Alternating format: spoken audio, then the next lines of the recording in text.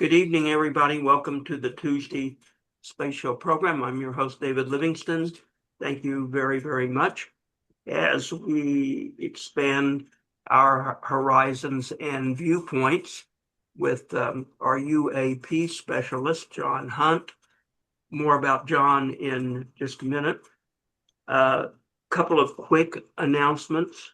There is no program on Friday, as there is a planned power outage for something to do with the grid in my neighborhood Friday morning.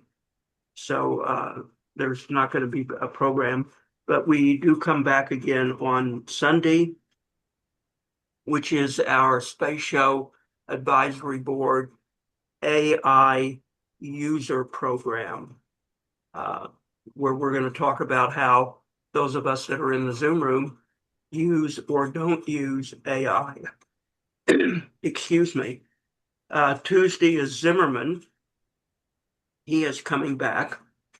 And a couple of other things for the archive listeners. I'd like to throw out to you the idea of moving the Tuesday program to an earlier start time of 6 p.m. on the West Coast, 9 p.m. on the East Coast. And that would be, let's see, on the Central Time, that would be 8 p.m.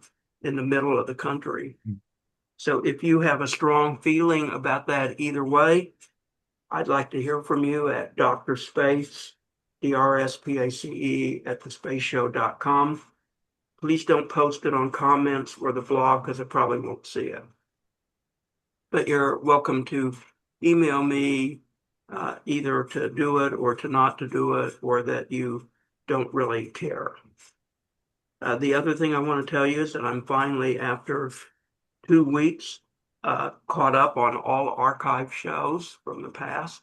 Amazing that it took so long.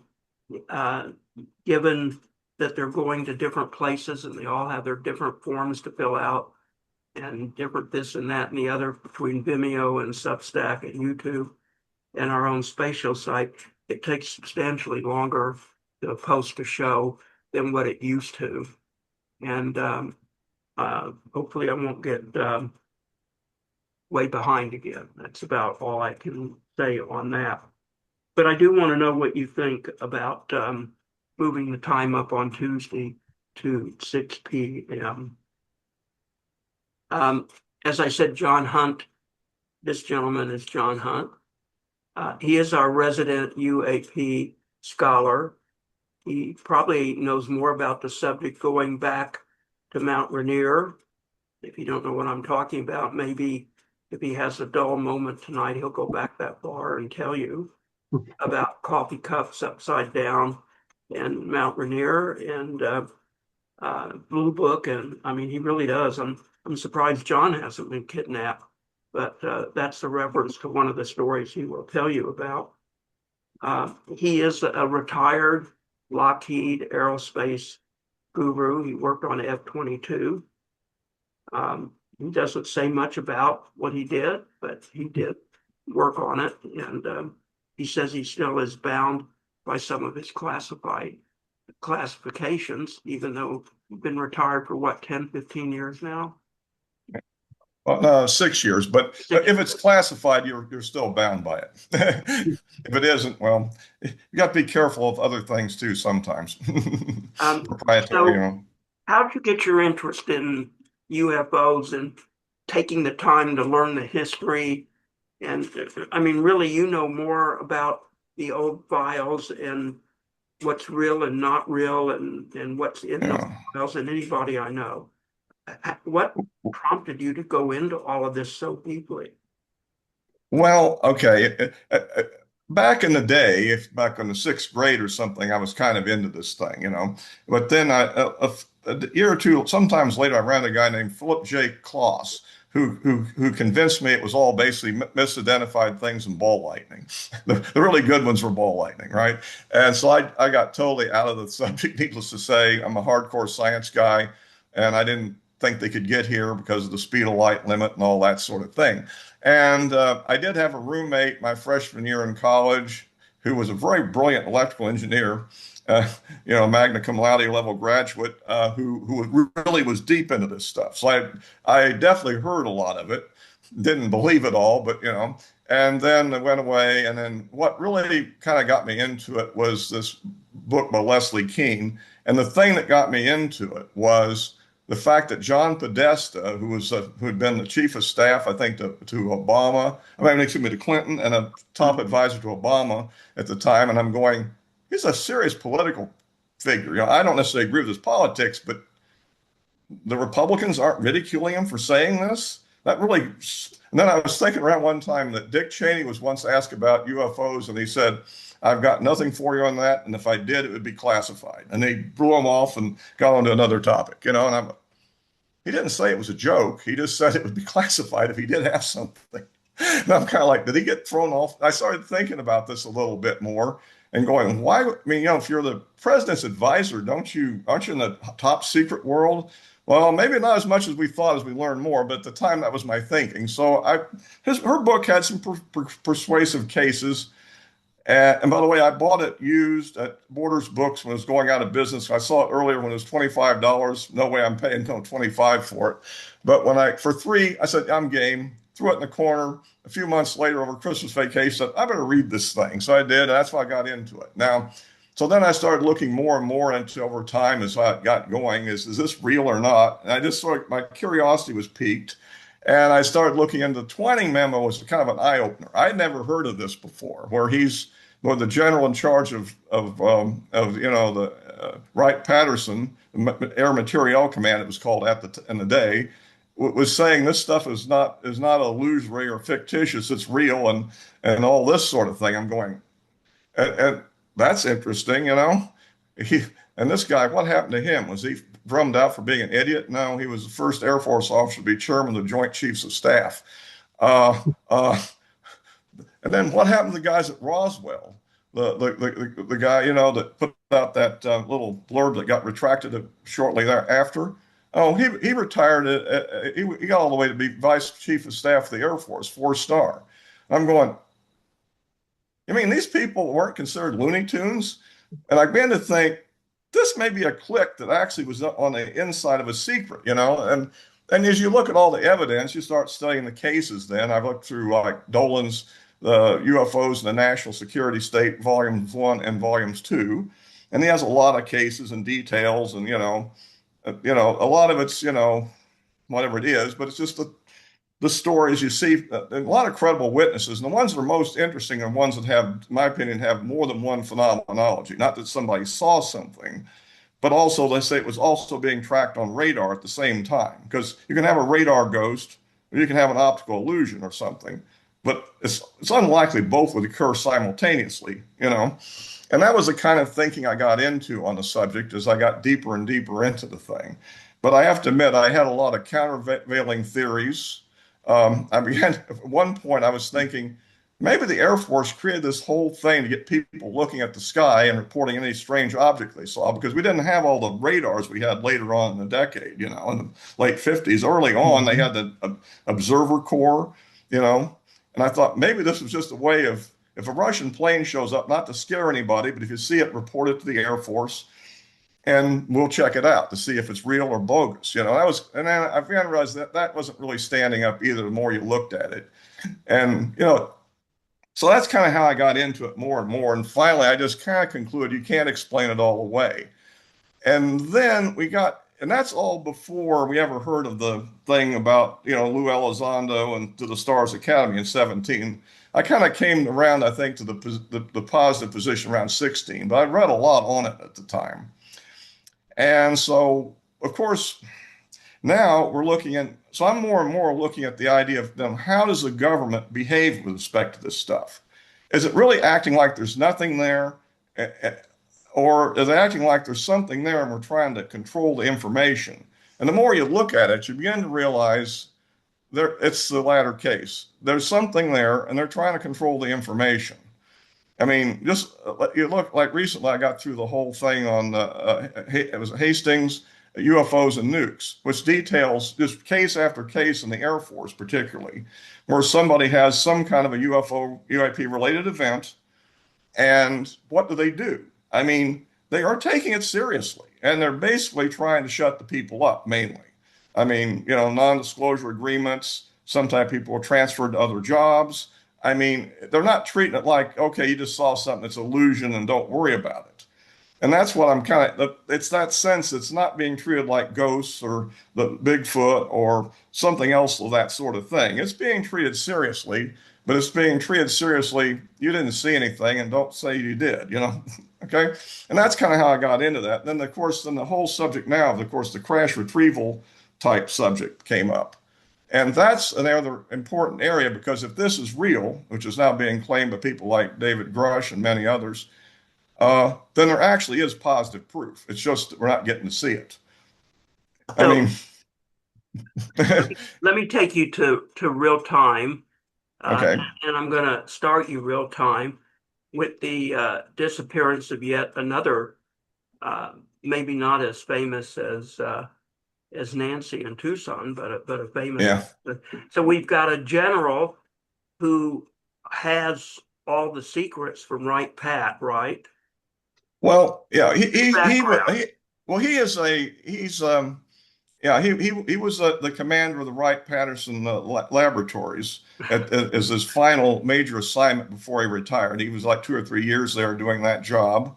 He has a degree from MIT, I think, in astronautical engineering. He was involved in things like the GPS and a space-based laser program, a lot of different projects that the Air Force had.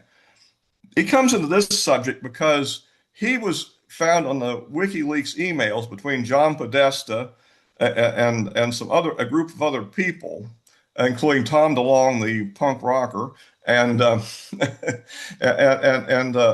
McCaslin and a General Curry who was in the Space Command at the time. I guess it would now be Space Force, but at the time it was called Space Command, and the head of the Lockheed Martin Skunk Works. And they were talking about the idea of a disclosure program that would occur if Hillary Clinton had won the election in 2016, because she is an advocate of that. And of course, Podesta was her campaign manager at the time. Again, remember, he was one of these advocates that we were talking about earlier. So, and this got hacked allegedly by the Russians, although I have a slightly more conspiratorial thought on that too, what might have really happened. But nevertheless, it was hacked, and that mainly focused on the election and machinations of the election to keep a certain alternative candidate from being the nominee. but this came out too. But McCaslin was revealed as somebody working with Tom DeLonge and these people on a disclosure effort. And but when that came out, then he seemed like he quit talking to them. Like maybe somebody he got kind of exposed or whatever, if you see what I'm saying. And so but theoretically, he may very well know about the UAP programs and what the government may or may not have recovered because he's at the place where a lot of that was taken to. And there's other references we could get into to those labs being relevant. And now he's mysteriously missing in Albuquerque, New Mexico for February weeks. 27th. Yeah, for about 2 weeks, 3 weeks. Yeah. He took a gun with him, and what did he take with him? His gun, but he left his Well, phone and wallet and stuff behind. no, this was kind of dribbled over time, but the official version now is I think he had his hiking boots and he took a gun and I think and his wallet. He took his wallet with him, But no and phone. but he didn't take his phone or his Apple Watch. Um, so the theory is he didn't want to be tracked. And of course, I've played out. It's also interesting. This came right after the whole dust up between Obama and Trump over this subject, right? And so you would think that possibly he was thinking that pressure might come on him now because of this background and this subject to say something, or somebody didn't want him to say something, or it could be totally unrelated, of course. And that's probably the leading theory that people are looking at if you look at law enforcement. And what does his wife say? He has a mild case of dementia or something like that. I don't think they think it's dementia. They said he apparently I think he called it a brain fog or something. Apparently, he was, I think after he retired, he was doing some consulting work. And I think eventually it sounds like recently he decided to just quit doing that because I don't know, it was just too much for him or something. He's never been diagnosed as dementia, and he seemed to be doing just fine that day. And then his wife went off to a medical appointment, and when she came back, he was gone. Um, This is Albuquerque. You went hiking in the mountains or something?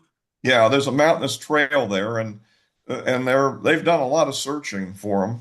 So we don't, but the key thing is after all this time they haven't found him. So if he, I don't know, fell off a cliff or Maybe he got got beamed attacked by a up. cougar or Maybe whatever. he had a rendezvous with him and they beamed him up. Well, she put a rather strange thing on Facebook. She claims he doesn't have any information about the bodies that are located at Wright Patterson. I thought that was interesting the way it was stated. Maybe it was just an awkward use of the language. Maybe she did, the alleged bodies, right? But and she also made something about the fact that they could have been beamed up, but there was no sign of a mothership over the Sandia Mountains or something like that. So we don't know what happened to him. I mean, it is possible that somebody got him, but it's also possible that I guess why would he commit suicide at this point? I don't know. Nobody has suggested that that's been an idea that's been floated with some people with a gun. Um, and so that's kind of where we are on it for the moment. I just saw a thing on YouTube today. It was a press conference the sheriff put out, and I don't know. So I don't know. It's possible he could have gone into hiding, I guess, right? But it's possible he just met with mischance, or it would be more interesting to know what his actual health condition was. I mean, if he'd just been diagnosed with a really horrible terminal illness and decided he didn't want to go through you know, otherwise, why would he be suicidal? He seemed like a nice house, nice for Does his pension. wife give a serious statement about secrets he might have had or people that might be threatening? She just said that since his retirement, currently he doesn't have any really extraordinary security clearances anymore. But apparently she implied he does have a security clearance because he was doing consulting up to recently Uh-huh. um, for some company that does work for the Air Force, I believe. So a contractor, right? But the point is, if he ever really were in the deep special programs, I think he was in charge of that at one time too. He still would, and if it's the subject I'm talking about, he'd still know it. You see what I'm getting at? He may not know about the latest detail, but a lot of this goes back, like you say, all the way back to the 1940s, right? So if you once knew it, you would still know it, right? You What do might the not know what, UFO group? I mean, there's plenty of them around Albuquerque and Santa Fe and all of that. What do they, yeah. have they gotten in on the search? Have they uh, put anything out there that you've read? Possibly. I mean, there was one guy on a YouTube channel that was talking about one of his followers was trying to help in the search as a volunteer thing. So, what's interesting is if he's somehow dead by this time, I mean, it's hard to believe if he's just out in the wild for this length of time. You know what I mean? He would still be alive, right? I mean, Well, I don't know. He could be unless hard I out. mean, I don't know, is there water available out there that streams, or I don't know. I mean, if The wife I a mean, lie 3 weeks. detector. Did they give What? the wife a lie detector test or anything like that? I've not heard that. No, I think they're just treating it like a missing persons case. Really, I'm the one that made a suggestion that the two that could be connected to this, but I'm just sort of I'm throwing it out as a possibility. I hate to think he committed suicide. I mean, of If course, he had a people. What? if he had a terminal illness or something like that, wouldn't his wife also mention that at least? I would think so. Yeah, and that's why I'm saying that has not come up. So So there are wild animals out there, and it is warming up in New Mexico. So there are rattlesnakes and other deadly animals. There's mountain lions and yeah, coyotes, although coyote probably wouldn't bother it. But there is a chance that he could have gotten injured or something, and wildlife decided to yeah. take him down. Hmm. But then shouldn't they find some trace of that somehow? Well, yeah, I would think so. I mean, like no blood has been found. I But don't believe they did find a Air Force T-shirt with U.S. Air Force on it or something like that. Hmm. But I don't know why they couldn't try to trace that to him DNA wise, couldn't they? If he was wearing it, I don't know. I've, That I'm speculating here. but I don't know. since he may still have secrets, I would think the government would have a priority to try to find him. Well, they are getting assistance from the FBI and the Air Force OSI, The which of course OSI is Kirkland Air help, Base has a major contingent of it. What? the OSI is helping to find him too. They got involved too to assist the local sheriff department. Yeah. Well, I would think they would be concerned if what I'm thinking is true about them. I think they would be very interested in what happened here. But Well, um, so anyhow, that's it. We hope he returns safely. What can I say? There is also a possibility that he went into hiding. Mhm. well, what else is happening with the UAP? Well, there's a lot of things. So what do we want to get into here? Of course, you've had all the whistleblowers and all this sort of thing. There is let's see. Well, hold it. Let me What take you down this road. I see Representative Paulina, what's her name from Florida, Luna? Luna. Luna, yeah. in Luna, and man, she's being interviewed everywhere about her role in UAP and disclosure and all this. Is she grandstanding, or is she the real McCoy on this subject? Does she have any real information? What is your take on that? It looks to me like she may just be congressionally grandstanding. Yeah. Well, I don't know about that. Her history though was that suppose they're interested. I guess she was in the service, and a pilot came back from supposedly one of these encounters, and he was very reluctant to say what happened. He was pretty shook up about it, and I think that's one thing that kind of motivated him. Well, I get bad with names. The Missouri congressman's the one starts with M, right? There's a guy from the seventh district. I do this all the time. My mind, I'll forget names, but he's a really pushing it. He's hired Grush as a staffer and is trying to go to sites there. And he went to let's see here. There's a site there at Pax River. It's a Nav Air site where they do a lot of the flight tests of naval aircraft. Right. Yeah. Uh-huh. Yeah. I remember back in my Harrier days, that was where they were flight testing the Harriers, Yeah. I've been there. AV-8B. And any rate, he was what's the guy's name from Missouri? But at any rate, he apparently did make a trip to that base to look for a facility that has been alleged by Matthew Brown, who was one of the whistleblowers that wrote the Immaculate Constellation document that was featured in one of the House hearings. And apparently he went there to look at that, although he won't on record, he won't say that's where he went because he's going to go to other places and he doesn't want to have everybody checking off where he went first, but apparently it's known that it's close by Washington anyhow, so it's not that far away. So I think that's, you know, but apparently he didn't find a UFO there, but he did find the facility they were talking about, which I think he said would be suitable for, bringing it in there and looking at it and so working on it. But, and that's about all he said on that one, but he plans to go to other sites and supposedly Trump has given him authorization to do this, allegedly. So we'll see I think we're just waiting for what else happens on that subject. And also, you know, uh, this Matthew Brown, was a defense consultant at the time he was in the Pentagon, working for some contractor, because apparently they have contractors that work there with, high top secrets, SCI clearances and that stuff.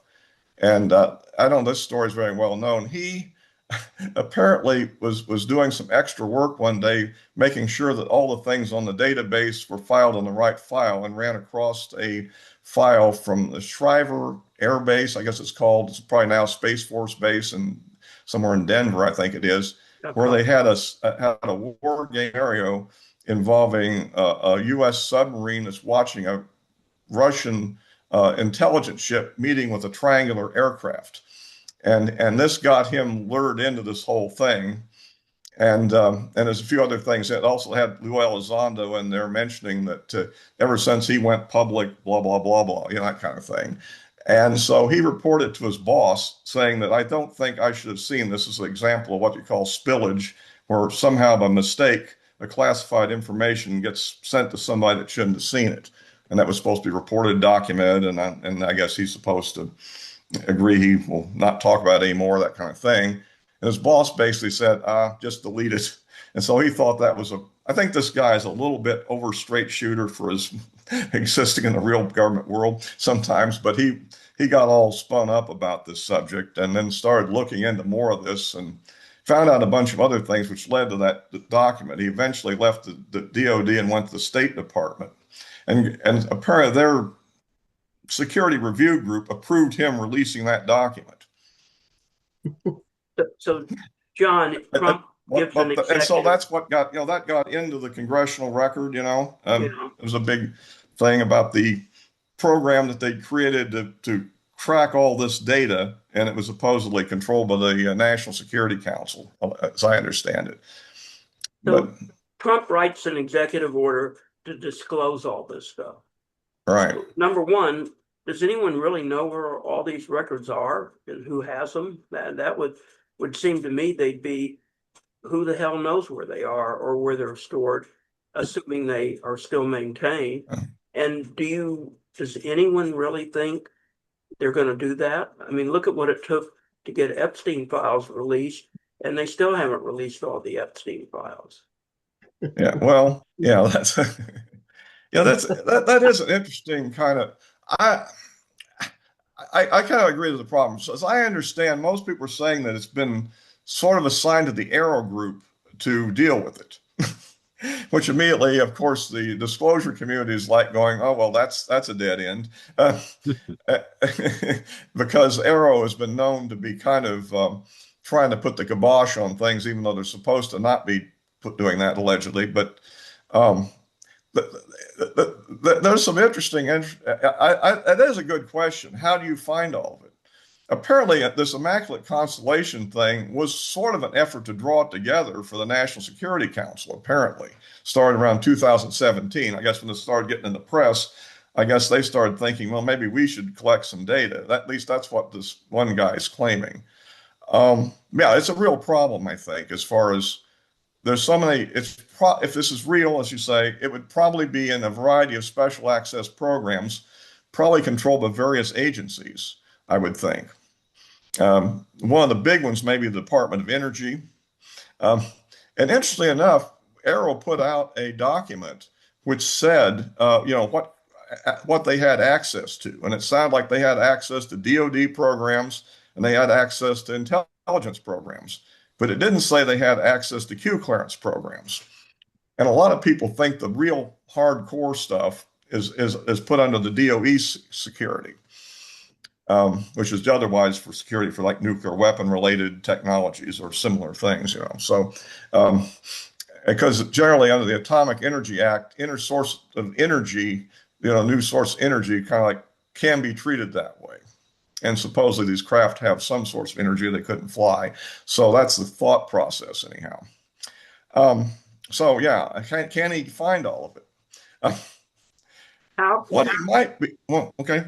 I was going to say, how can this be so well controlled when this subject has impacted other countries as well? So the U.S. is not the only one that has sightings and has U.S. stuff. I mean, the French have issued reports, the British, Brazil seems to be a hotbed of fantasy or aliens coming to visit your town.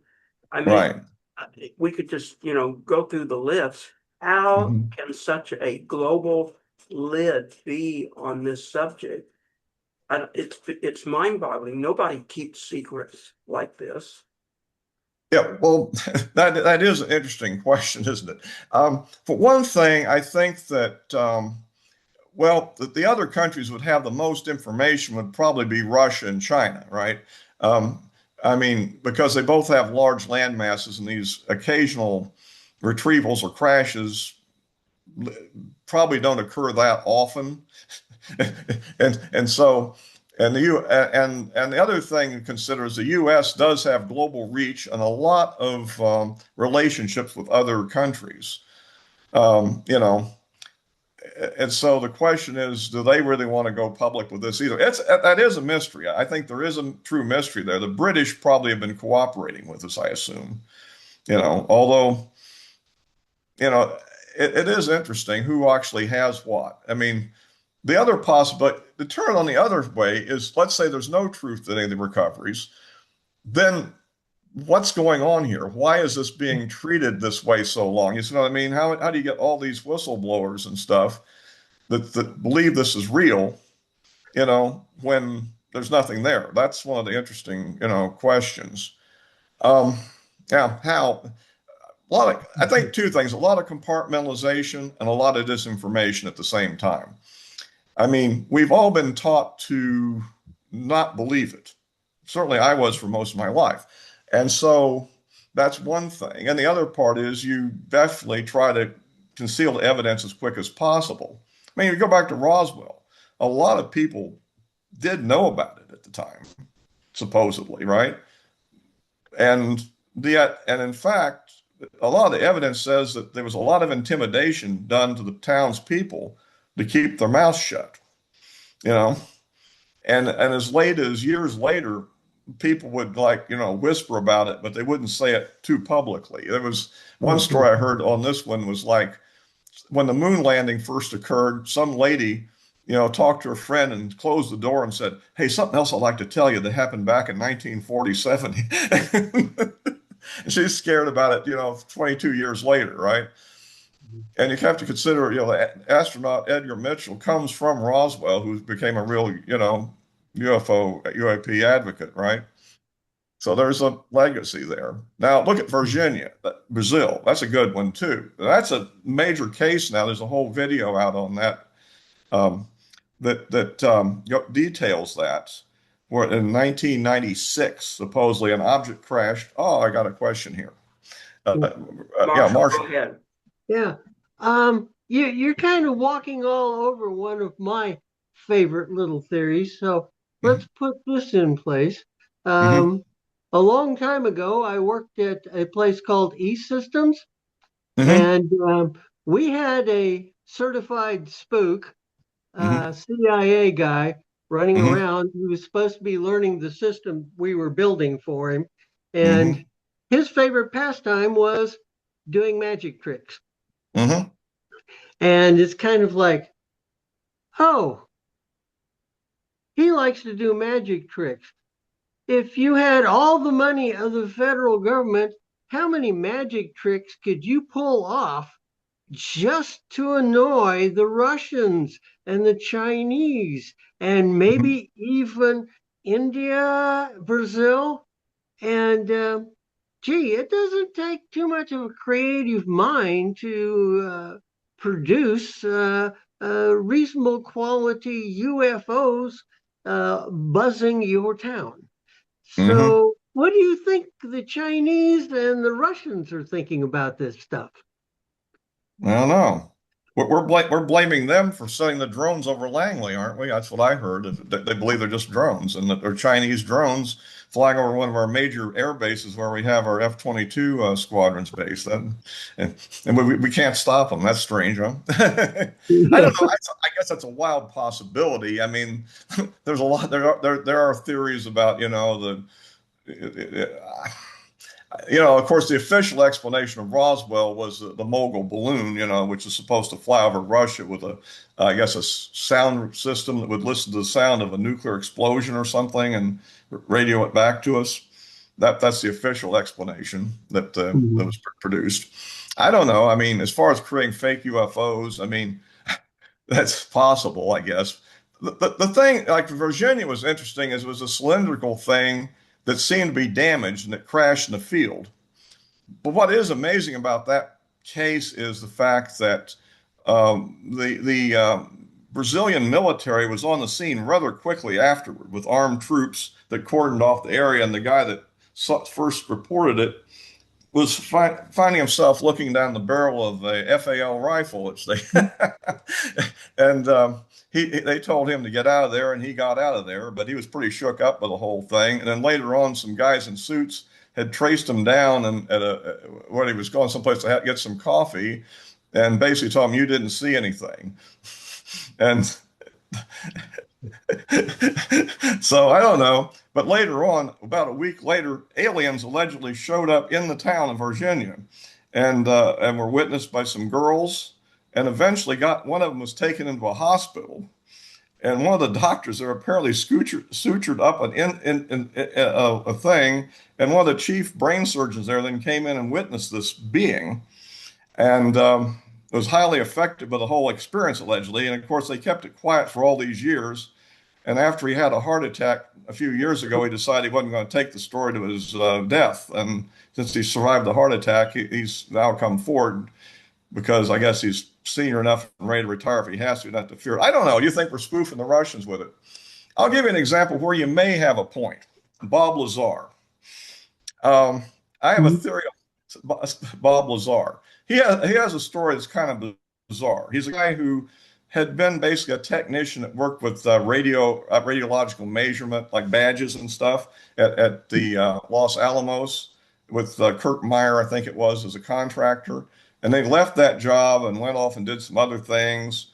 Has had a pretty wild life, let's say. And then all of a sudden, allegedly, he was brought into Area 51, had a very cursory security clearance, and allegedly brought into this special place that's built there. They call it S4, which is south of where the main Groom Lake base is, I guess. Allegedly built in the side of a hill, and allegedly they had 9 UFOs in various states there, which he was supposed to reverse engineer it, the propulsion system for it. And he kept the story that it was all based on element 115, which hadn't been discovered at the time. And then the guy allegedly, the reason he went public is they found out his wife was having an affair, and they thought he was now a security risk because he might be unstable, and he lost his job, and apparently got scared about the whole thing and went to George Knapp, the reporter at David's local station, that CBS station there, and told the story, which then became famous. But while it could be disinformation, is apparently, look who first synthesized, because 115 hadn't occurred at the time, or it hadn't been found yet, but it was later. And guess who found it? The Russians. It's called Moscovium. So it's possible that we threw them off a track to believe that this element was a stable element that would be a source of great energy. And turns out it's just another one of those transuranic elements that disintegrate almost as soon as they form. And maybe we wasted some research. So that could fall into your idea. I'm not saying you're totally off on trying to throw the Russians a, curveball. Curveball, yeah, it's very possible. And I think this one might be that. That I can't believe a guy with his background would ever get a security clearance into that facility if it really existed for real. I mean, in the world I came in, which was a lot less secure, you'd have people sitting out there waiting for quite a while just to get their secret clearance to get in to work on the F-22, I mean, you didn't bring a guy like that and his background is a little bit wild, let's just put it that way. And so I tend to think something's off with the story, yet there seems to be some evidence he was actually there. So it could have been a deliberate effort to disinform, maybe. I don't know. That's just a thought. I have met a couple of people with security clearances that you kind of go, how did he get past the front door? Yeah. That turns out that they're geniuses at one little piece of the project, and they didn't have a choice. Right. Well, that can happen. Well, this guy claims to be a genius. He claims to have a degree from MIT and some other degree from master's from Caltech, but there's no record he ever attended either school. Oh, well, okay. There's lots of those people. But he claims, but he claims the government destroyed all record that he was ever there. And I'm like, I mean, like nobody there knew him. They could say, hey, yeah, I knew that guy. He was that weird guy in the physics course. You know what I mean? I mean, I think it would be, and people did look, and investigators did look into his background. So within the UFO world, there are the believers in Bob Lazar. He tells the truth. He never, and the people that don't believe him, you know. But and I think there's at least one other person that thinks kind of the way I'm thinking. It could have been a disinformation effort. Well, Mhm. John, if we come back to real time today, Yes. are we, in your opinion, getting close to real, honest to God, legitimate disclosure? Mm, well, we're closer than we've ever been. I mean, let's face it, a lot of stuff is coming out now that would never have been there before. But the idea that somewhere at the anniversary of Roswell that Trump is going to go out and make a speech on the subject, I find a little bit doubtful. Like I say, I mean, after all, his executive order was on the Truth Social. We don't know if anything has actually been formally, released as a formal executive order. You know, I mean, in terms of, signed by the president, Right. executive order number so and so. I don't know if that's happened yet. And Um, with Arrow, like I say, it is kind of hard to draw this all together. And we can generally assume that the keepers of the secret are probably going to push back and say, Mr., don't do this, And unless he really comes down with the full authority of the presidency, you would tend to think that might, it almost never really seems to happen. You know what I mean? Because it's a strange subject, I mean, but we do. Well, another thing that did come out interesting was this debate between Weinstein and Dr. Eric Davis on there's a Jesse Michaels podcast. Things are horribly long, but at any rate, but they're interesting. Oh, okay. Yeah. I see. Sherry has a question. Well, let me go ahead and ask your question. I'll get back to that. I was going Sherry? to ask you, what do you think of the guy named Dr. James Greer? I think is his name. He's always on these UFO shows. Do you believe Yeah. what he says? Because he says it's. Go ahead. I want your opinion. Well, historically, Greer did a lot of stuff. I mean, Greer is ultimately behind the Wilson, the Admiral Wilson case, and which kind of replaces this other subject. Yeah. At the same time, I think he tends to sometimes kind of go off the deep end on a few things. However, some of my recent things that are coming out in the last year, I'm afraid he might have been a little bit on target more than I thought he was. And that gets into another very controversial area of the subject, which apparently is emerging as what we call the psionics era. But let's don't go too deep into that yet. But yeah, I think he exploits a lot of things and makes claims about his position that are probably greater than really would be the case. Does that make sense? Yeah, But that's kind of that's the same historically, he's impression done I just have fine. of him. Yeah, he's he exaggerates, but he's still bona fide, but he Yeah. tends to exaggerate. That's my impression. Well, well, if you look at the Admiral Wilson case now, Greer had basically met with Admiral Wilson through one of his former colleagues in the Navy, and told him about some program that he discovered. Okay, that was secret that he thought he should know something about one of these retrieval reverse engineering programs. And Admiral Wilson at the time was the deputy to the J2 on the Joint Staff. That is, J2 is the top intelligence guy from the military. And then below that, he was the deputy to him. So he was a rear admiral at the time. And he got into this thing and looked into it and eventually found out that there was some company out west that worked on some of the most classified programs in the government that did have the program. And he got in touch with them, and basically they told him, well, we can't talk about this on the phone, obviously. So they had a meeting where he met the program manager, the lawyer, and the chief of security for the program. And basically he was told, yes, it is a reverse engineering program of an object that's not of this world, not made by humankind, so to speak.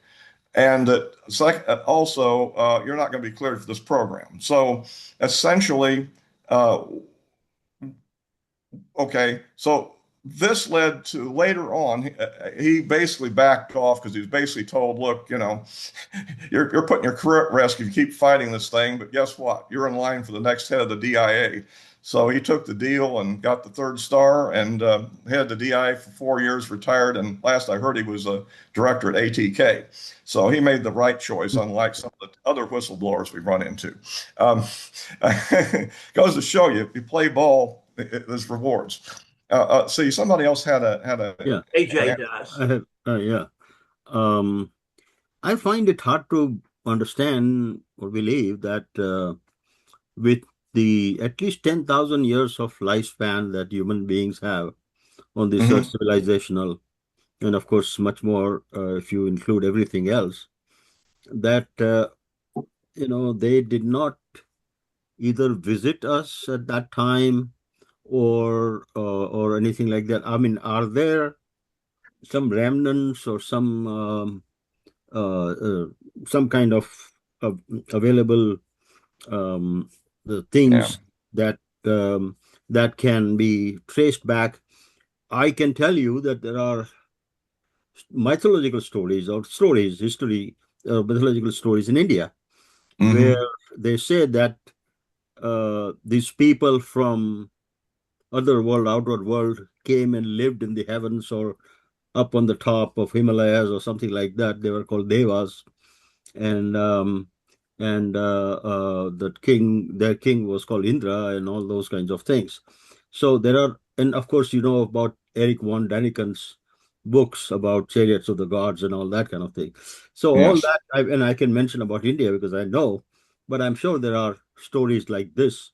So what I'm trying to say is that is there some way that you can pick up all those kinds of stories also and Hmm. combine them with something in the present and see Well, if there is some kind of a connection or something can be made or something more gained from that?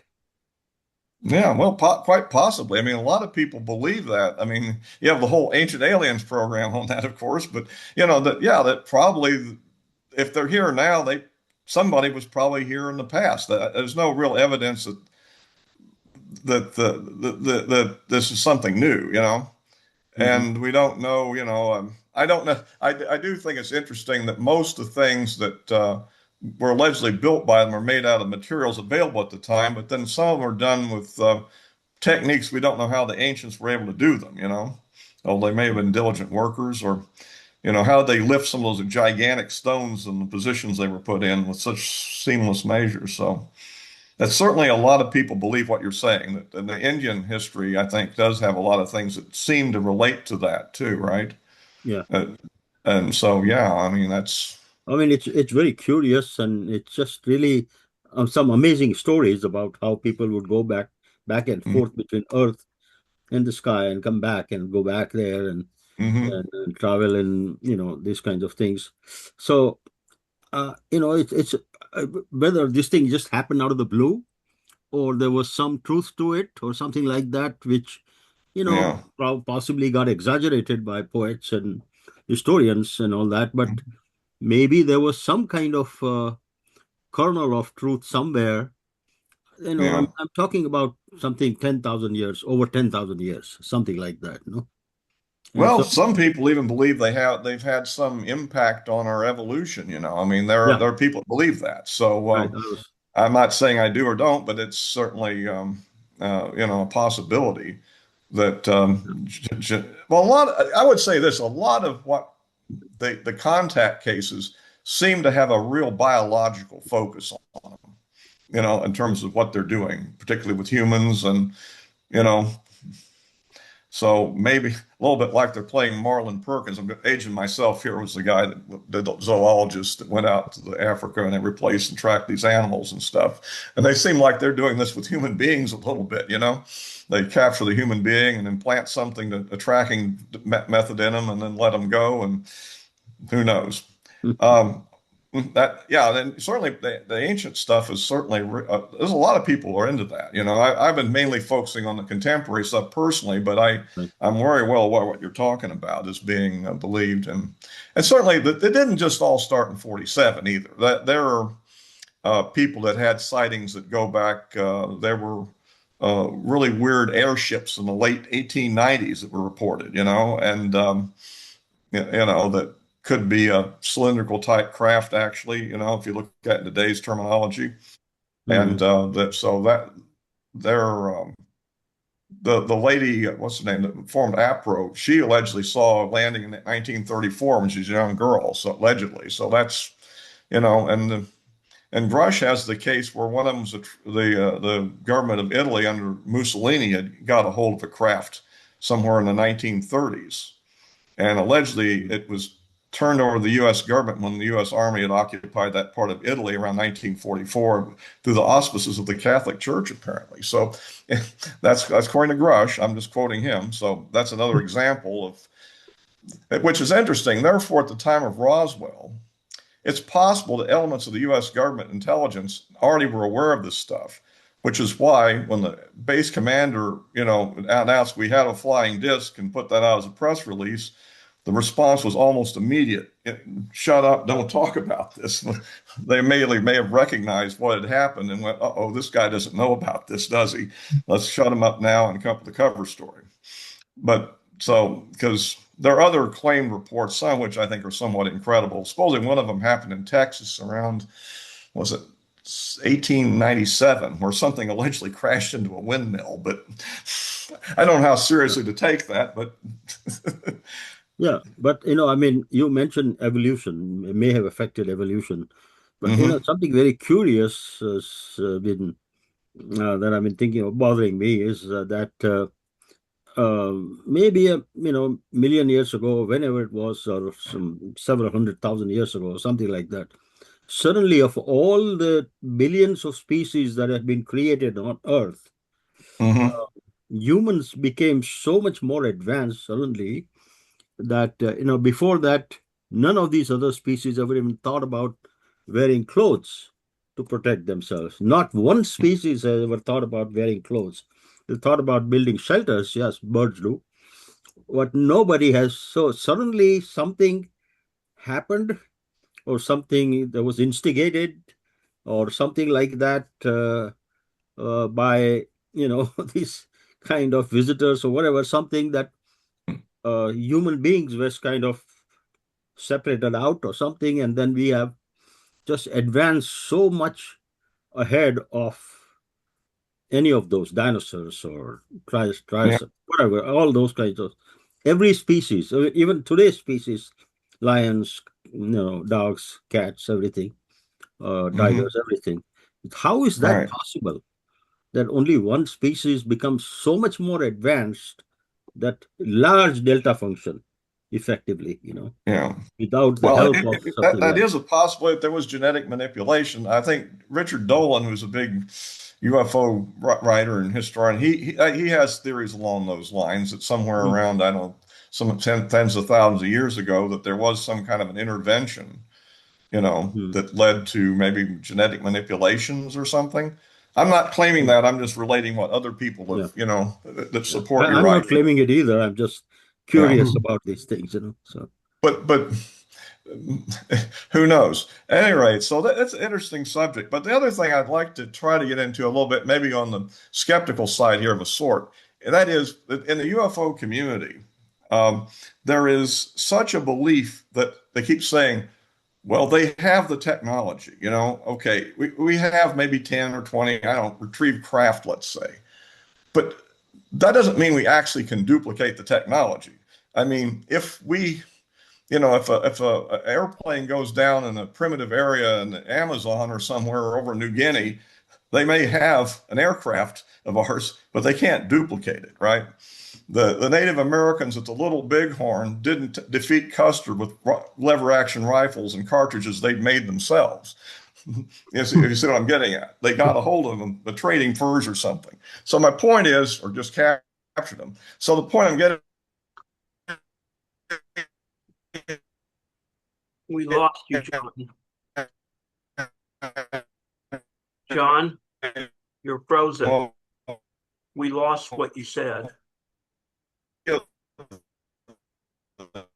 John, can you hear me? Hello? John, you disappeared. Maybe you need to come back in. Yeah. Frozen. They got him. They don't want him John? talking about this stuff. John, I muted you for a minute, but we can't hear. Okay, I guess he's gonna try to come back in. He's going to come back in. Well, I think Sherry is right. I think that they got him. Yeah, they Aliens got got him. They him, said, oh no. or the CIA, or whatever. Yeah, you jam his signal. Oh, I mean, okay. I'm sorry. I don't know what happened there, but yeah, I just want to get into the idea that I'll repeat that then that they believe that we actually have this incredibly advanced technology that they're like duplicating it and making it in secret. And that's where I diverge very much with these people. I think that we probably are studying it and trying to learn it and probably having great difficulty actually getting any progress on it. And that gets into things like, I don't know if you've heard this story, but they believe that these triangular aircraft, they're flying, or they say that they've been observed for years. The UFO guys are calling it the TR-3B. And I'm like, okay. And they believe it's an anti-gravity craft powered by nuclear energy, and it's giant, And I'm like, okay. But have they ever heard of the TR-3A, which I'll see if you can see this. This is from 1991, Popular Max of a hypothetical vehicle, an artist's conception called a TR-3A. And it was purported to be made by Northrop, and it was supposed to be a reconnaissance plane that could also designate targets with laser so that other planes could drop laser-guided bombs to attack targets. So it would go in, and it was stealthy, supposedly, and, we could do that. And the other planes maybe are just an ordinary F-15E or something, and that was the claim. But the thing never surfaced. It may have been a project like that maybe that prototype was made and tested, and then it was just discontinued at the end of the Cold War because of budget cuts or whatever, or maybe it never existed. Maybe it was disinformation, as Marshall would like to say, but whatever. But all of a sudden, these UFO people are now calling this supposed reverse engineered craft a TR-3B, following the sequence. I'm going, you've got to be kidding me. Now, I don't think aware that the A ever even was talked about, most of them. And so I think this is an example where people get, messed up.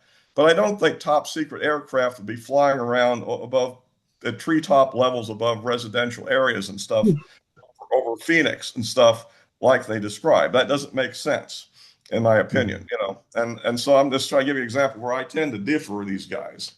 And they also keep talking about free energy, like, well, if we get this, the oil companies, everybody will be out of business. We'll just have free energy, I'm like, even if you had this device, how could you integrate it in your society? It would still probably take decades to replace everything. And how we make these things? Do we have the technology to fabricate them?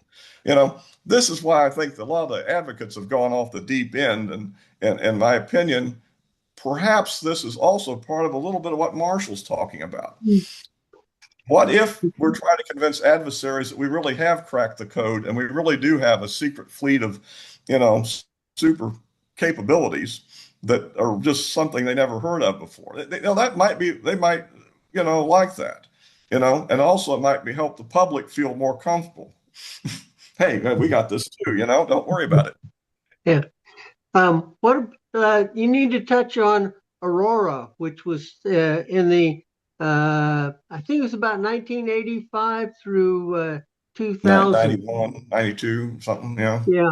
Aurora was the weird, well, but Aurora is okay. We don't, okay. First of all, I don't have any material knowledge of any such program ever existing, so I'm not out of school here.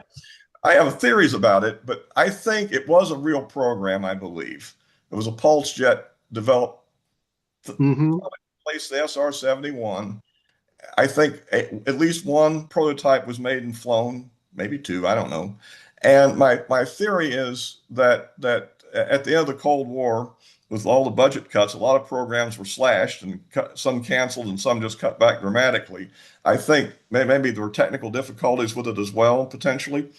And so it was discontinued, I think, around 1992, which corresponds to a large layoff at the Skunk Works. Yeah, I don't know anything. I'm just suspecting that the thing did exist, it did fly, it was a revolutionary technology system, but I don't think it involves anything outside of known physics and engineering. And well, the engineering's a little advanced, but it's not, Mhm. It was that's a my black thing.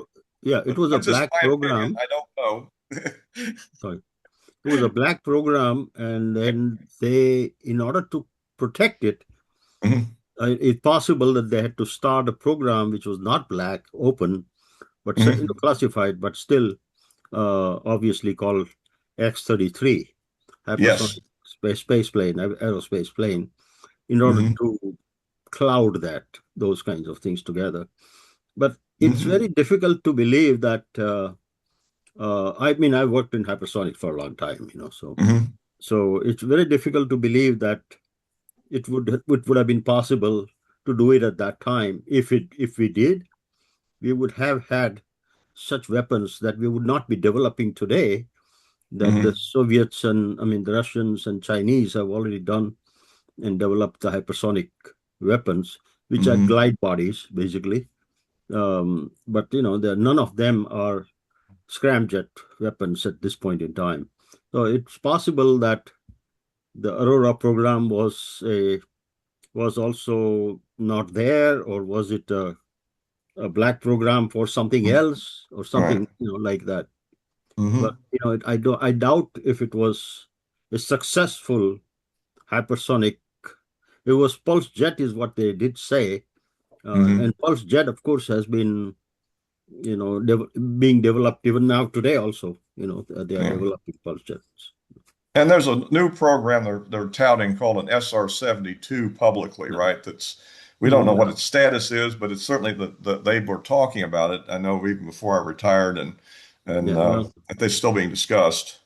Is it but is. at Yeah, but I think that time there probably was a prototype. I suspect they got to that level in test fluid a few times, because there were a variety of seismic events that were associated with its sonic effects, right? And pictures taken of that weird contrail, yeah. with the big balls after them, Mhm.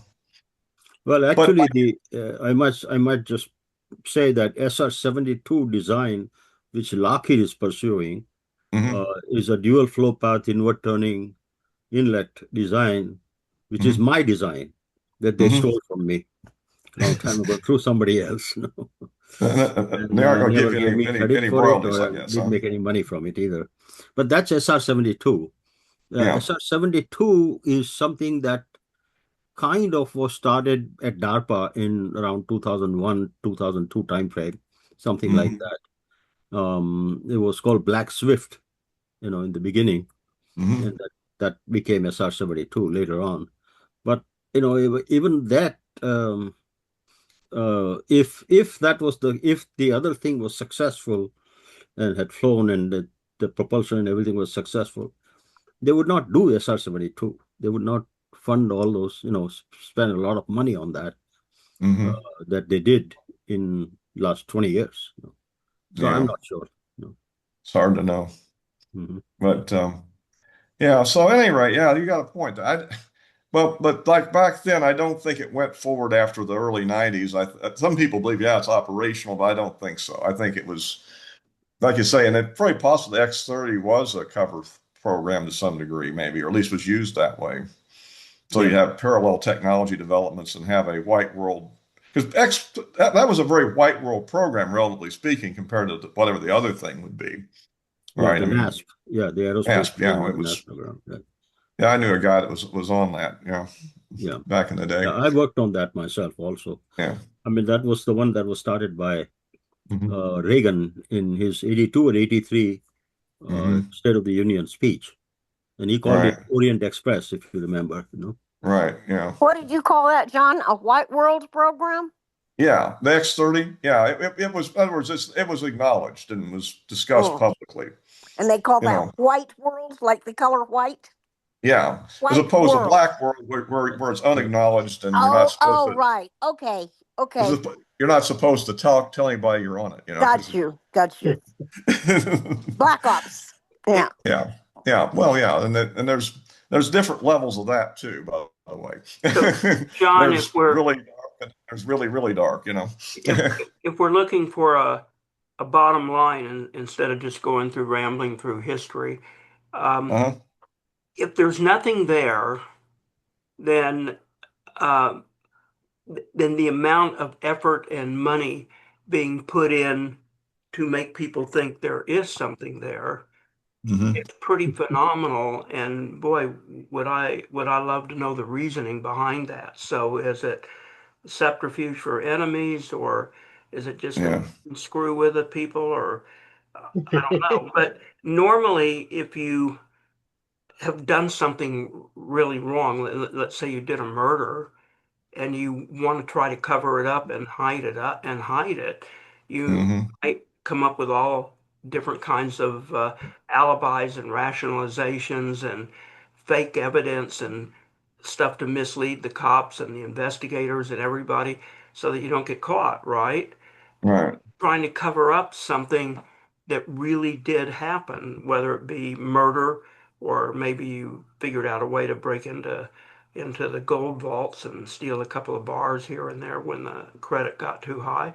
But so it's hard to believe in any kind of human sense, in my opinion. But Sherry's a psychologist. She should really be the one I should be talking about this to. It's really hard to believe this kind of effort. So I'm going to be 80 in a couple of weeks, and it's been going on since my recorded memory, which is what, maybe 2, 3, 4 years old, something like that, science fiction from those days. Yeah. That the effort that has been put in to cover it up, yet not dispel people from believing in extraterrestrials or whatever is phenomenal. Why Yeah. why would that effort be there if there wasn't something to hide or to mislead or to cover up? And so maybe one might think it's not that there's no aliens, it's that we don't want something else divulged. I don't know.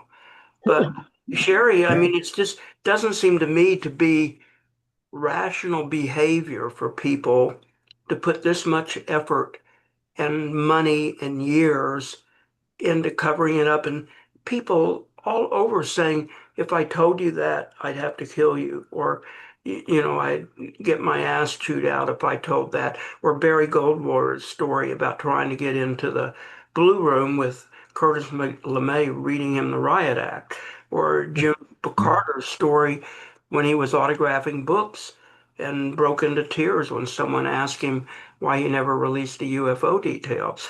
And what he said, I mean, all that is on tape. You can hear it. In many instances, you can see it. Yeah. Doesn't there have to be something there for Yeah, kind but of effort? but you do. I agree with you about that, David. But you do know why they don't release it is because they don't want mass hysteria. So you really believe that we would have mass hysteria if they told us that we weren't alone, or that aliens were cannibals, or so? I I don't. don't know. I wouldn't. I would have thought less that I would have thought that. I think as Trump has been elected and I've seen all the fake news and all the stuff come out, I'll go ahead and show my political views here. I would never have guessed there would be this much animosity in this country over the simplest little things.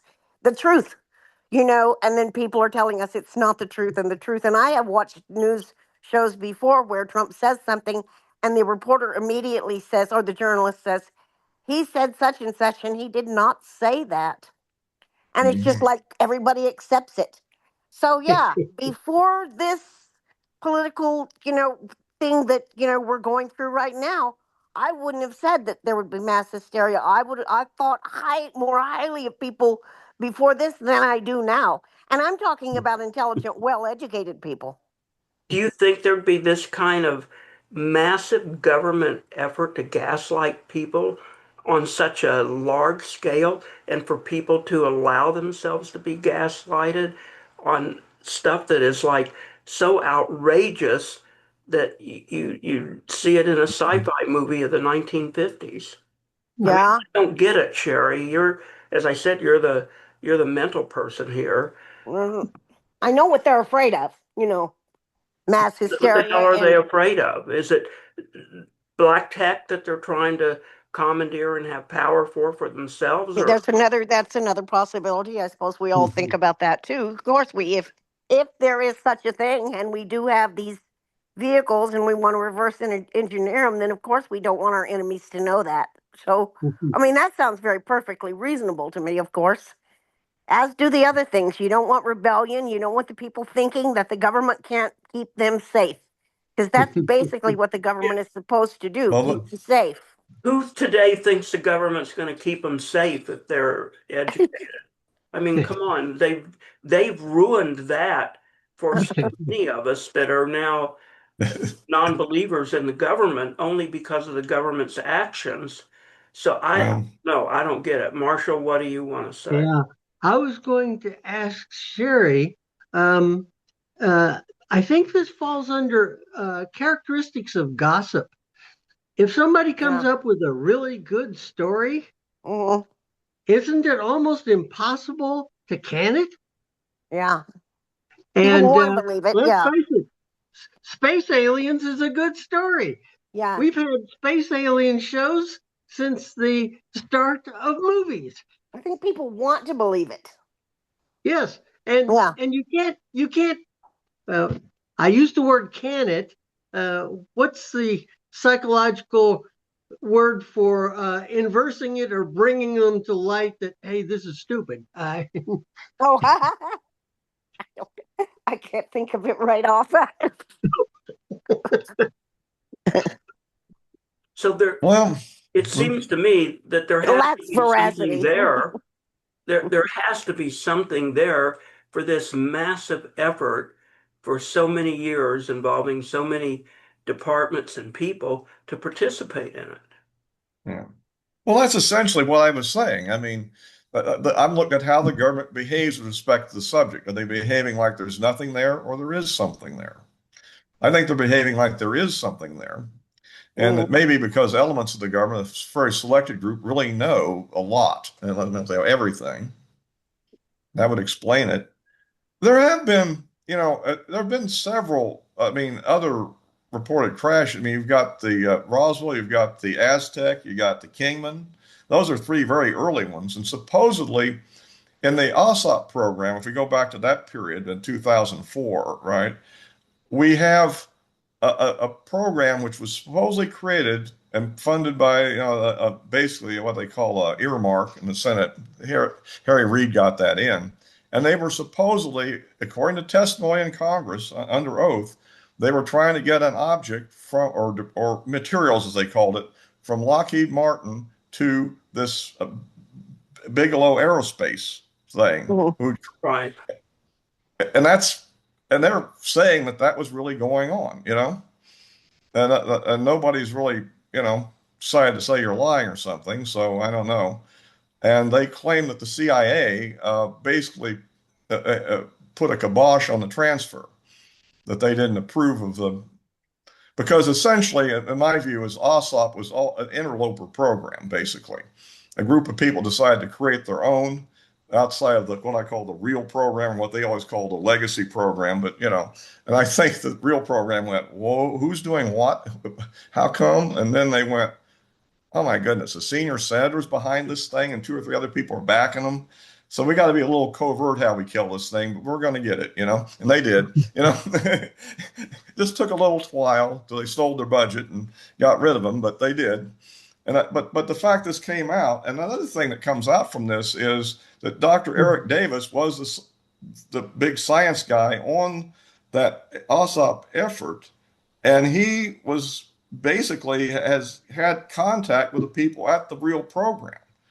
So he's like what you call a second-hand witness. He actually got read into the level where you don't actually get to see the object personally, but you do get to see documents and facts about it. So, and he stated this in a recent interview on that uh, uh, Michael's type podcast, along he's debating Weinstein, and so it's very interesting. And I, uh-oh, my connection's not doing good. Let No, me I be know, careful. Interesting but development, I you're thought. okay for the moment. Well, what do you think? What do you think the aliens think?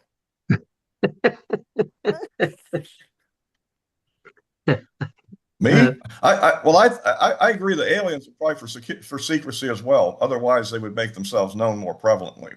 I mean, all they have to do is just find a major public event and just land at halftime of the football game or something, right? Be kind of or other some major public event, right? I mean, so it doesn't look like they really want to be known publicly either, but they want to do whatever they're doing. Or they're being threatened or coerced or something, Yeah. like we have some of your people, and if you don't do this, we'll kill them. Well, that's it. The other issue, getting back, you mentioned Greer, and I guess I'll get into the really weirder aspect of this whole thing.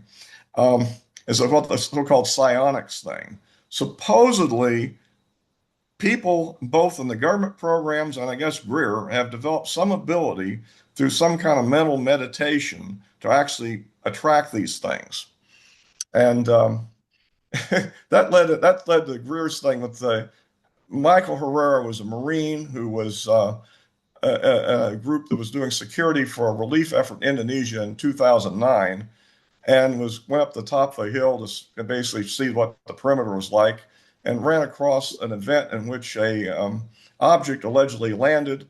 And as they went down to see what was going on, they were sort of waylaid by a group of people in kind of black ninja outfits, obviously American, heavily armed and special forces. And they were basically disarmed and threatened quite a bit and eventually told to go away. But what was interesting was there was a couple of trucks there that pulled up and they had some containers on them, okay, that almost might look like sort of caskets or something, but they had some kind of ventilation devices.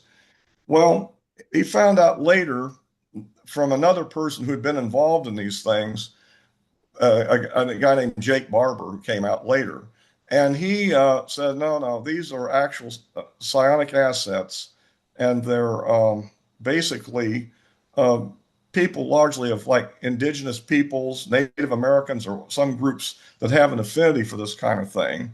And that they're basically an isolation chamber, sort of like the stuff back in the 70s when they were doing sensory deprivation stuff and all that.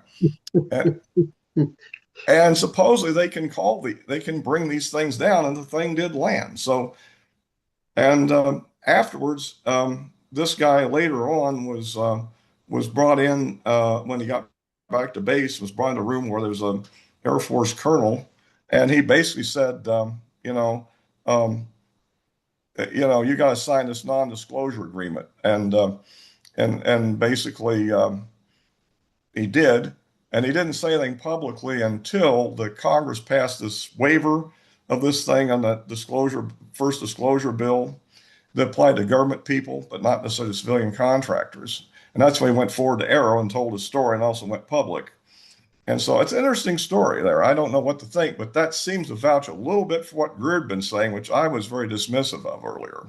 So, and basically, Jake Barber agrees with this interpretation. So, anyway, I'll let you. Well, that's what I'm learning, and I'm a little bit flabbergasted at times, but you do know that most encounters with aliens that are reported, there does seem to be some degree of telepathy or psychic involvement, usually. Or, That's widely reported.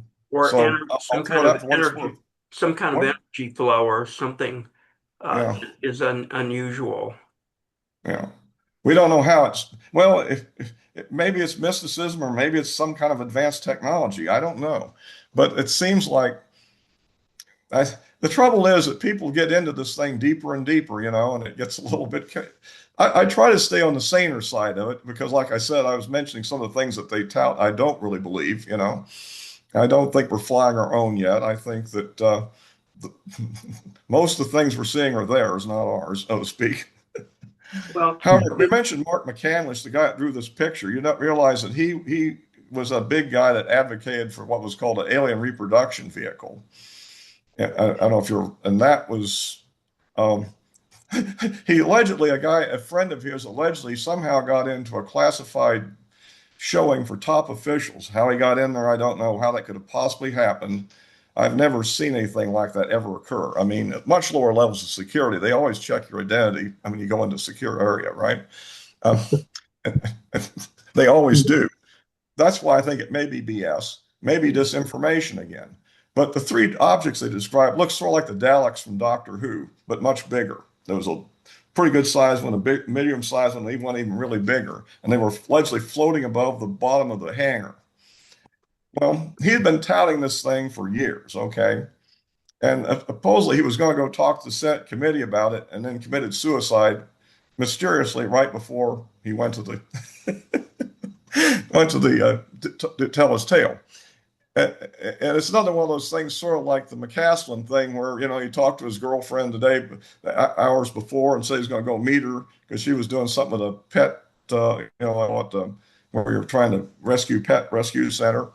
And after he did something, and then he never showed up, so she went by to check on him, and he was shot to death.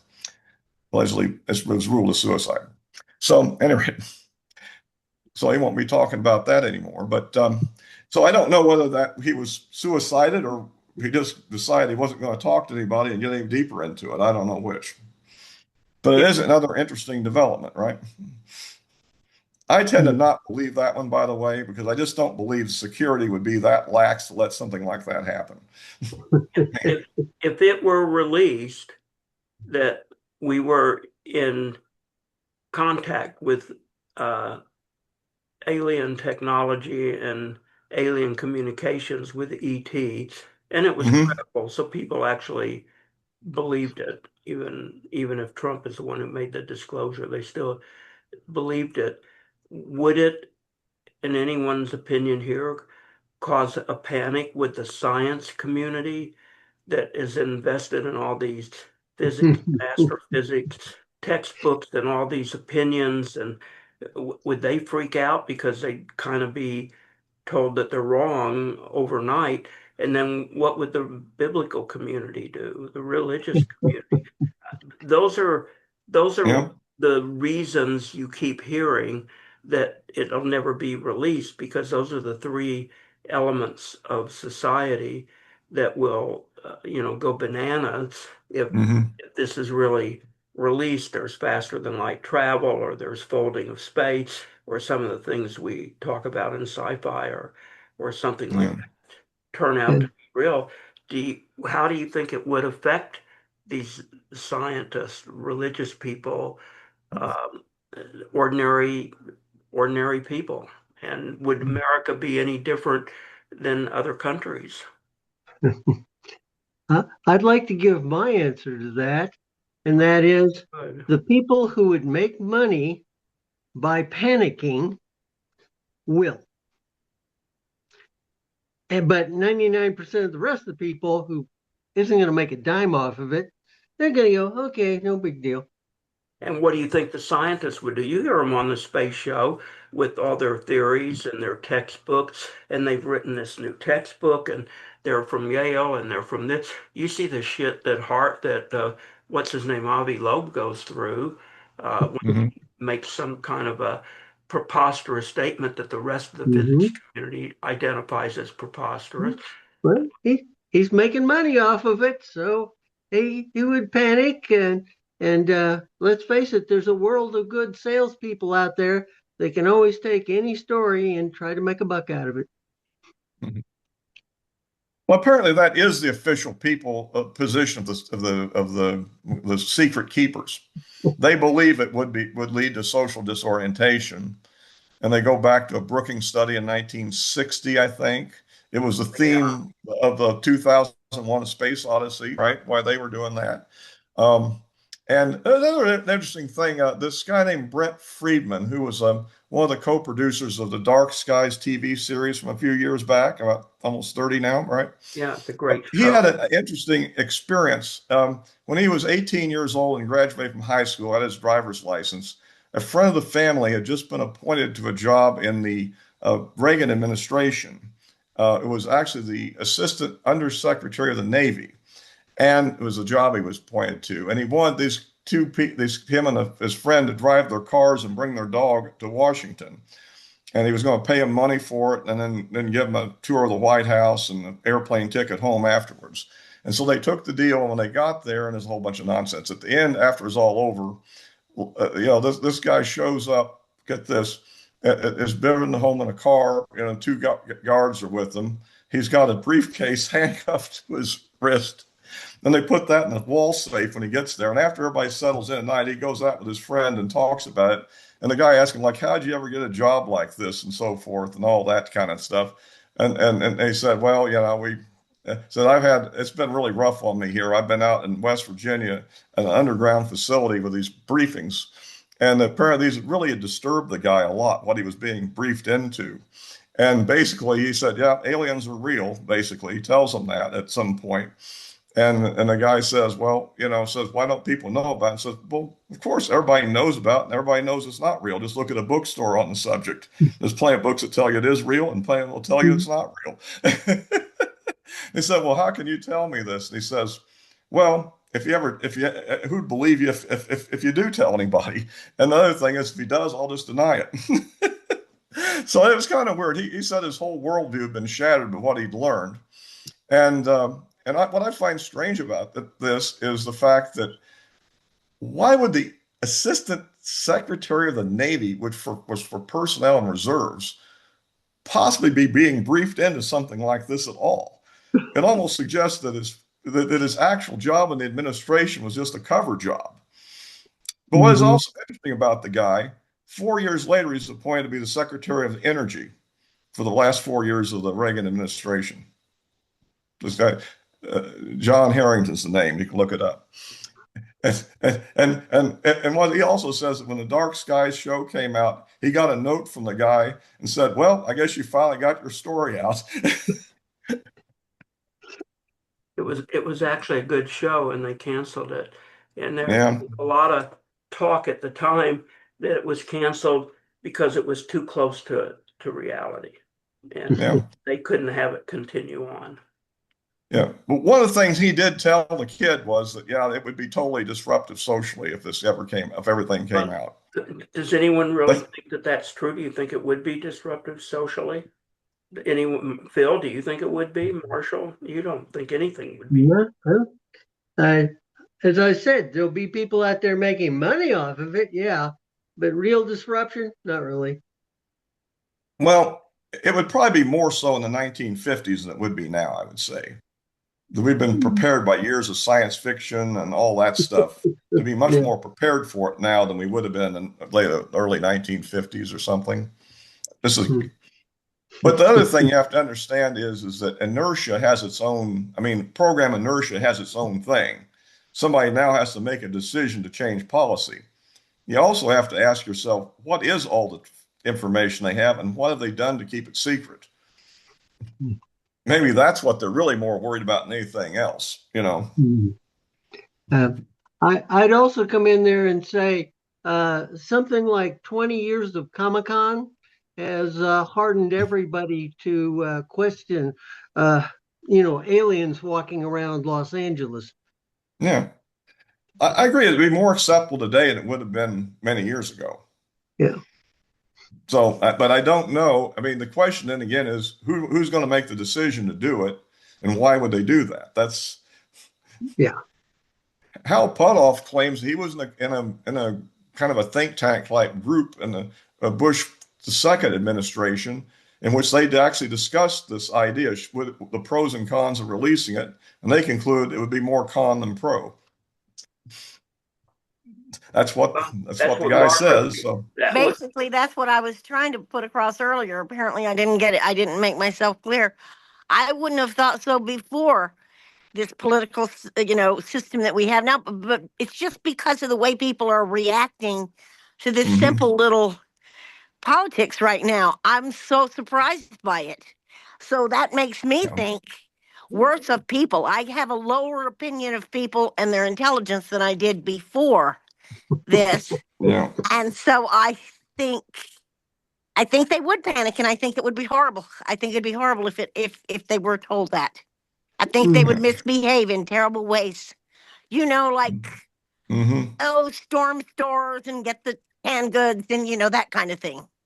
Yeah. It's Well, so happening far anyway. they've holding tight, but Well, uh, unfortunately, I don't think we're going to find out anytime soon. mhm.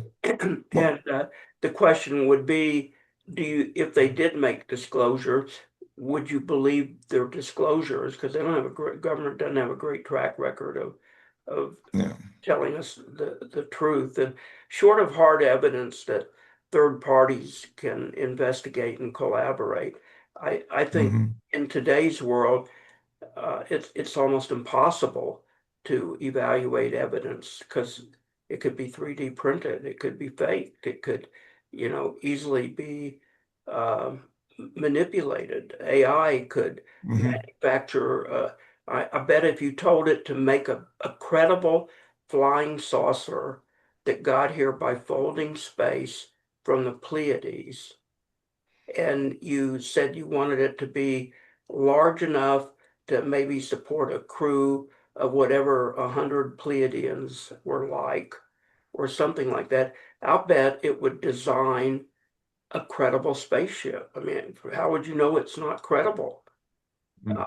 and someone with more engineering and interplanetary technology than I have could probably give it parameters, and I'll bet you could have a design of a real functional spaceship, and you could put it out there like the Alien Autopsy movie, and these are the blueprints for a folding space flying saucer, and I'll bet it would pass lots of litmus tests. Yeah. Well, of Give it to course, me. I think if they actually release they'd have to have an actual retrieval and the bodies, I think, and be made available to general scientific community along with all the documentation They and have to have hard history, evidence, absolutely. and allow the general science, people from the scientific community look at it. In other words, not just people that have high security clearances or something, but and that would be, I think eventually they would probably end up understanding what it was and get interested in the subject of, trying to figure out how it works. We don't, that's the real debate, is what have we been able to learn about it really? And that I don't know. I mean, the true believers think they've already duplicated them or flying them around all the time and have secret space programs and stuff like that. But I tend to think that's all nonsense. I tend to think that what came out of the Wilson release was pretty much it. That, yeah, we got it, and the progress has been very slow. Uh, I would immediately want to ask for a DNA analysis of the blood. Of course, it Yeah, would very not be interesting. blood or DNA, Marshall.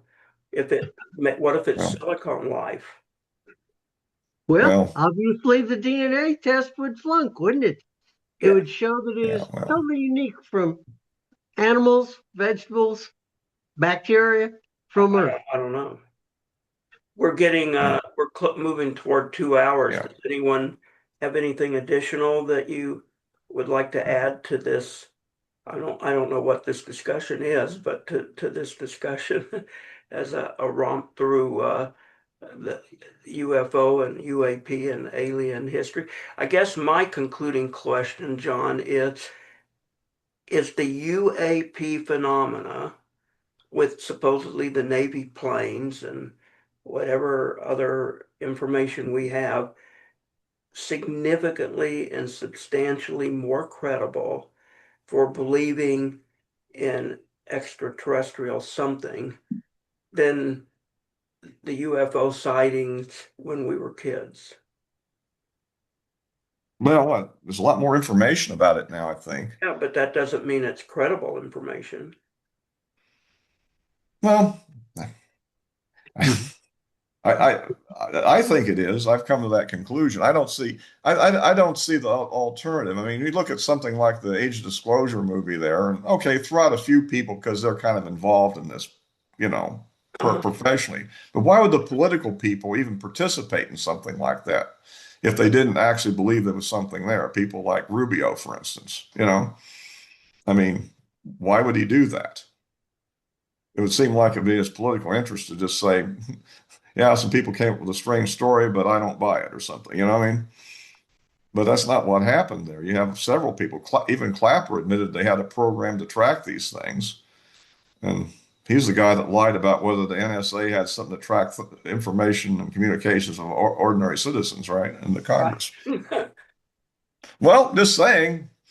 And no, I think it's credible, but you know, that something's going on. I mean, what, but the real question is what it is and what the importance of it. I mean, what is the alien agenda? That's the other big one, right? Just to say they're here doing this stuff, but what are they doing? How far is it gone? You know, I mean, what is it about?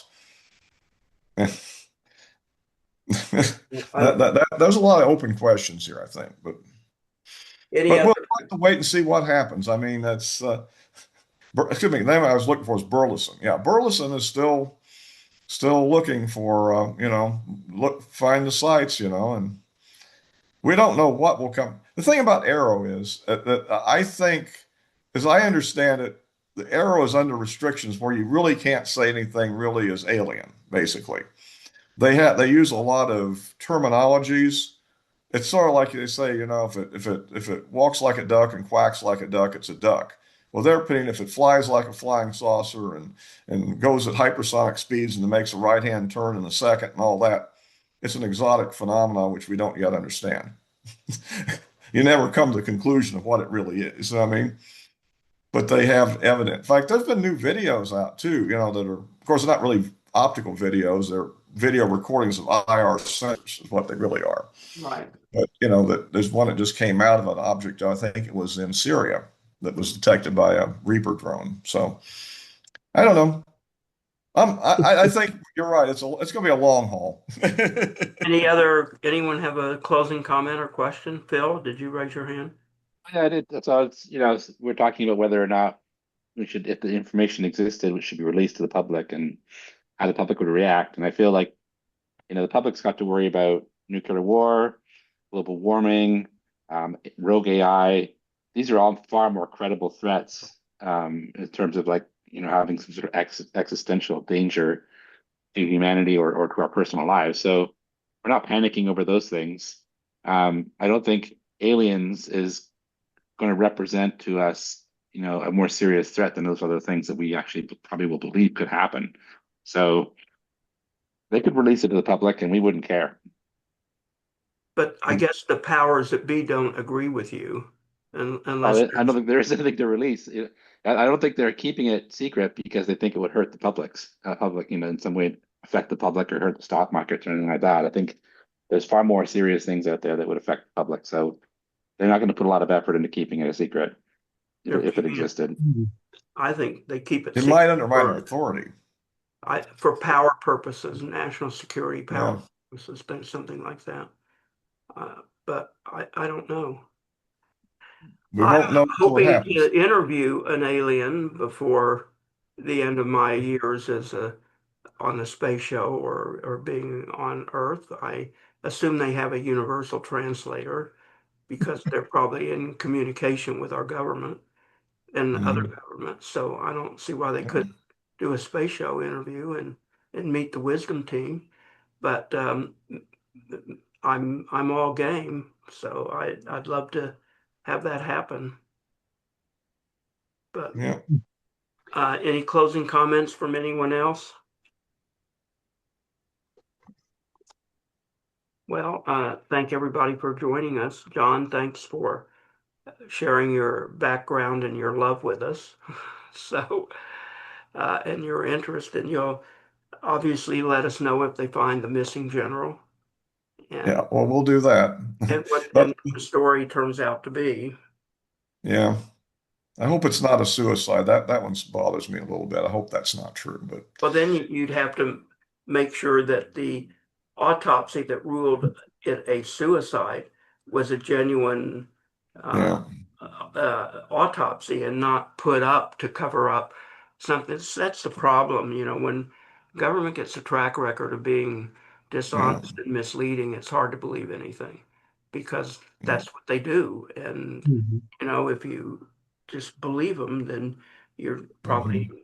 big percentage of the time going to be manipulated, and nobody wants to be manipulated. So, Well, Anyway, it's something to think about. Something. Thank you. So there's no program for all of you as well as for the archive listeners for Friday, but our AI program, now that might be a bigger threat, Phil, in some people's. I heard that on the All In podcast that I was listening to again earlier today, and they're talking about how many people really think that it's going to take away their jobs, it's going to destroy their lives, it's going to do everything existential, threatening that you can possibly imagine, and then more. And so there is a lot of genuine fear about that. So, and that's probably more tangible than are aliens real? So I would agree with that statement that you made a few minutes ago. Everybody have a great night and look up. Maybe you'll see one before you go to bed. So uh, have a good week, everybody. And Sherry, feel better. And Phil, I hope you don't go down the same tubes of not feeling well. And Marshall's indestructible in the wheat fields of Oklahoma. And John, the same in Fort Worth. So I look forward to seeing you all again on Sunday. And I am planning to change the time to 6 p.m. The next time I start booking Tuesday programs. Zimmerman is booked for 7 on next Tuesday. I'll see if he wants to change, and if he wants to change, I'll post a new time. Otherwise, he may still come in at 7, but I'll make sure that's clear. No typos, Phil. No typos. So, uh, once again, good night, everybody. Thank you all for listening. And John, thanks for sharing your wealth of information about all of this. We appreciate it. Goodbye, everybody. Right.